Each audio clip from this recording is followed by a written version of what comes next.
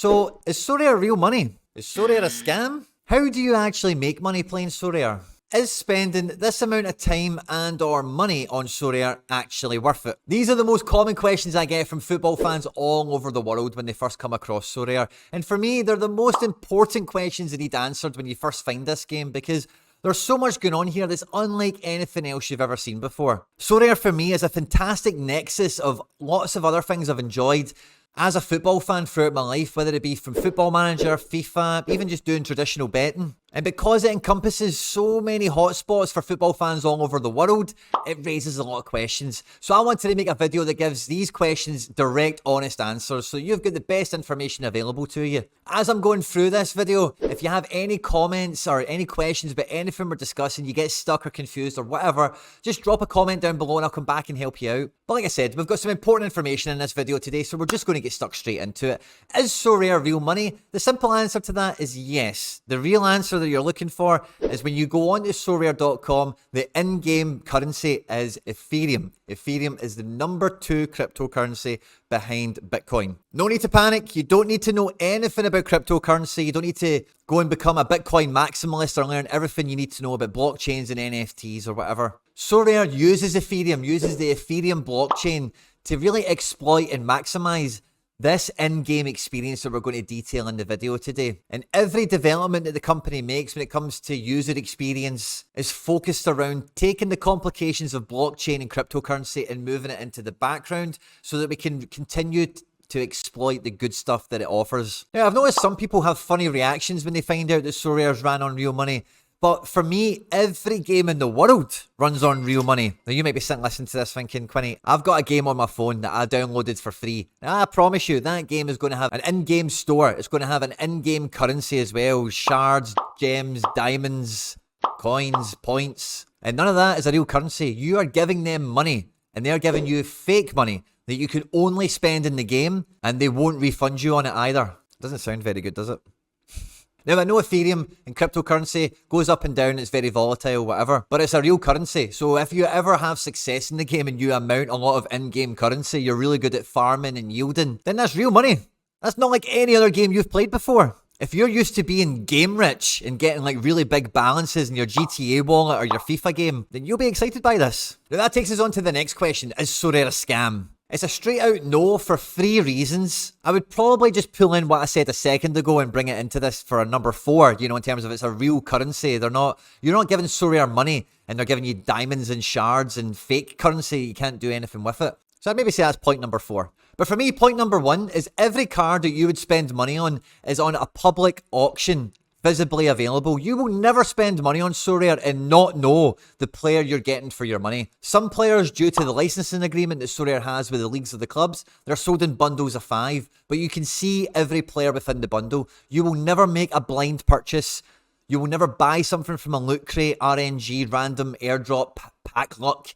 None of that stuff happens when it comes to spending money. The second reason for me is that all these cards, these non-fungible tokens, these NFTs, I'll explain more about that in a second, are officially licensed merchandise from the clubs and the leagues in question. So for you as a supporter, it actually makes no difference whether you're buying one of these cards off of Sorare, something like this from Topps and Panini, buying a shirt, buying a scarf, buying a DVD. This is all merchandise that goes back to the club. They earn money from this too. And the third reason, like I touched on a second ago, is that these cards are NFTs, non-fungible tokens. Now, I'm not going to bore you to death with exactly what that means, but the part of it that means the most to me and will mean the most to you is that this technology is what allows you to own things digitally. So every one of these cards, you can see exactly when it was made, who's owned it, how much money is transacted for on each occasion, and you can guarantee the authenticity. The problem with digital goods gone by, in-game purchases for anything you're familiar with, is that every one of these games brings out a new edition every year. Call of Duty gets a new one, Fortnite gets upgrades, Grand Theft Auto will be coming back out again.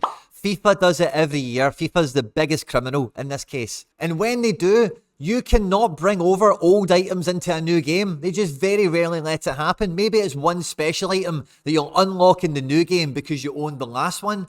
But all that time, effort and money that you put into last year's game is down the toilet. These NFTs don't get deleted. They don't get made redundant. They don't go nowhere unless they get injured or retire or something.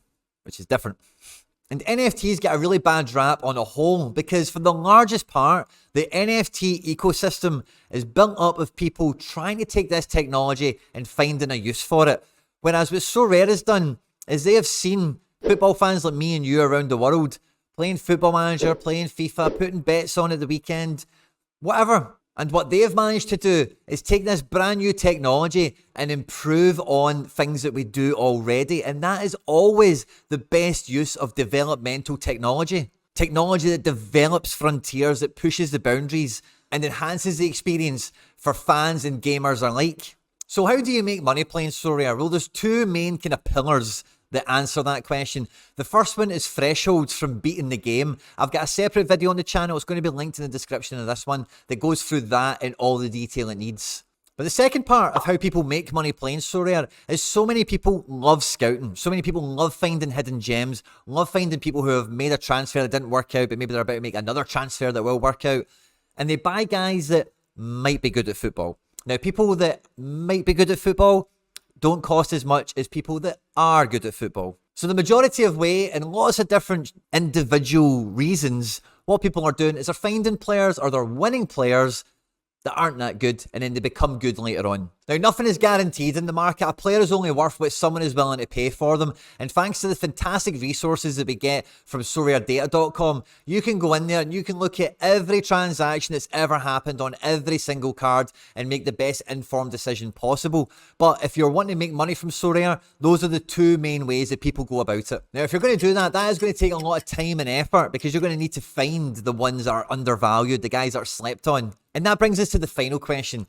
Is Sorare actually worth it? Is it worth putting all this time, money, and effort into a game like this? And for me, it was a resounding yes when I found this game. Before I played Sorare, I would play Football Manager for hundreds of hours a season. I would spend hundreds of pounds on FIFA, and I would gamble most weekends. So I was already spending that time and money anyway, elsewhere. So for me, it was a resounding yes. Now, if you are similar to me in any of those respects, then the answer again for you is yes, but in equal measure to what you're currently doing already. If you're a football fan and you've not actually done any of these things in the past because they don't quite scratch that itch, I've got a fair suspicion that Sorare probably scratches that itch much better than FIFA, much better than Football Manager, much better than collectible cards, or anything like that. But like I said, I would say yes to absolutely anyone watching this video in equal measure with what you do already. Sorare for me and how they've built this game is no doubt about it is going to be the future of fan.